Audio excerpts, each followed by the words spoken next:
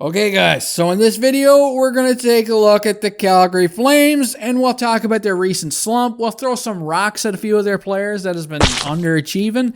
And I also want to discuss whether or not these guys will be buyers or sellers heading into the trade deadline. And of course, I want you guys to chime in on this one as well, especially if you're a Flames fan, because I'd love to know how you guys feel right now. And of course, you must feel like shit, right? Now, before we begin, if you guys are a fan of these style of videos, please consider subscribing to my channel as I upload hockey content daily and would enjoy if you guys tagged along for the ride. Now, I think it's pretty clear. The Calgary Flames are underperforming right now. They just have too many passengers on the team. And when you look at their roster, it's almost unbelievable. You know, considering the same core a few years ago were dynamite. Everybody was high on Goudreau, Monahan. They were supposed to carry the team for years, along with veteran defenseman Mark Giordano. But boy, has things ever gone downhill, and fast. So, a bit of a backstory here. The Flames have been very inconsistent the majority of this season. Management felt it was time to let go of Jeff Ward,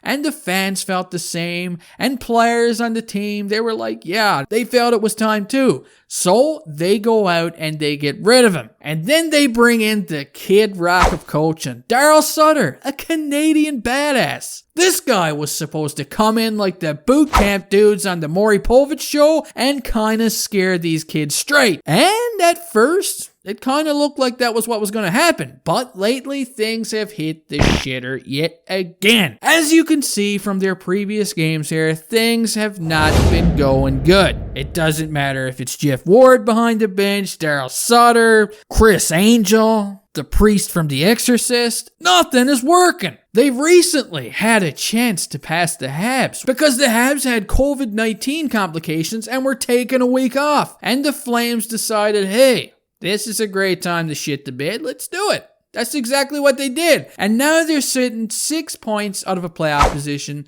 at the time of making this video. Now, in saying all that, I mean, I know I just made it sound super bad. And it is nothing pretty. But there's still lots of time to make the playoffs.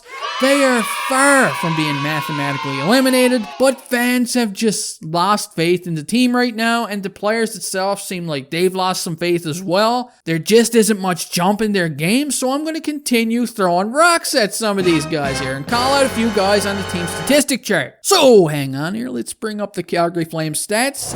There it is. Look at that. And at the very top, we got Elias Lindholm. I think there's no complaints about this guy right now. Whew. And believe it or not, Lindholm only makes like $4.8 million a season. So yeah, he's like finding a $20 bill in a bird's nest right now. Then second on the team is Matthew Kachuk. And honestly, I can't complain about him. I mean, the guy is great. Like, he's the super pest of the NHL. Sometimes I see Flames fans complain about him, and yeah, it's warranted a lot, but he's 23 years old, and trust me, you don't want to lose this guy. Flames fans, you'll regret it if you wish this guy away, seriously. Next, we got Johnny Gaudreau, who's got 27 points in 39 games. He takes a lot of hate, a lot. And you know what? Sometimes he deserves it. But Johnny Gaudreau is another one of these guys on a fairly decent contract, and he's still pretty young too. And then we got Sean Monahan, who I caught out quite a bit this year. His inability to score, I mean, the guy should be potting goals lots, but he's just not been doing it. I don't know what's going on, but it's pretty unfortunate because I think all these guys have really friendly contracts, but they're just not playing good hockey for whatever reason. Things are not going good. And I don't mean to freak some of you guys out, but if you look down a little bit, Milan Lucic, remember that name? He is tied with Sean Monahan in goals. Tied! Holy shit! So is Dylan Dubé. Yeah, not good for Monahan. He's got to be picking up his game for sure. Giordano's been playing pretty decent, but I mean, he's getting older. He's the veteran presence on the team. I like the idea of leaving a guy like Giordano here just for the kids, but I don't know. Something's got to happen. And then when we go farther down, Sam Bennett, he's got 4 goals and 5 assists in 36 games. And this guy was supposed to be the Calgary prodigy. This has been a pain in the ass for fans to watch, and I understand their frustration completely. I like Sam Bennett. I still think that on another team he might be better,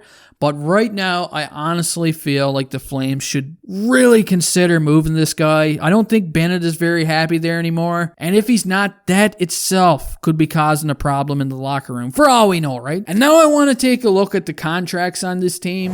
When you look right at the top here on the forward list, you got Matthew Tkachuk. He's 23 years old. He's making $7 million a season until the 2023 season where he's an RFA, and I think that's good for him. Like, he's a very unique player. Very unique. Has he been underwhelming so far this season? Well, yeah, there's an argument to be made, but he is second on the team in points. So if you're going to cast stones at Matthew Kachuk, you're going to be casting a lot of stones at these guys. Johnny Gaudreau is next. He's 27 years old. He makes $6.75 million a season. And honestly, from the games that I saw this season, I thought that Johnny Gaudreau looked pretty good in the games I watched. I'm not going to lie. He's a very creative forward. A few things for sure that I do here. Heading into the next season, I wouldn't offer Derek Ryan another contract. I think the guy is 34 years old. $3.125 million is a little... No, not interested at all. That cap space can be used elsewhere. Same with Josh Levo. There is a lot to look at here. A lot. But one thing that's for sure, the Flames forward unit, they really don't have high cap hits. Really. When you look at the big picture, right? It's all spread out pretty well. Maybe a guy like Michael Backlund can be moved. I don't know. He's 32 years old right now. How effective is he going to be by the time he's a free agent, really? I know he's been a Flame for a long time, but, you know, the team is currently hitting the shitter and there's questions to be asked. So after taking a look at the statistics here and the cap hits, my question goes out to Flames fans or anyone in general who wants to chime in. How would you fix the problem right now in Calgary? Do you blow the team up and become sellers at the deadline? Or do you regroup and try and work with the core you have right now? And keep in mind, there's a lot of players out there that are potentially going to be on the trading block right now. I mean, there's a lot of Taylor Hall talk. He's going to be UFA at the end of the year. There's also a lot of talk about Jack Eichel. That's a name that gets brought up a lot. So what do you guys think? Let me know your thoughts in the comment section. I hope you enjoyed this video and have a good day.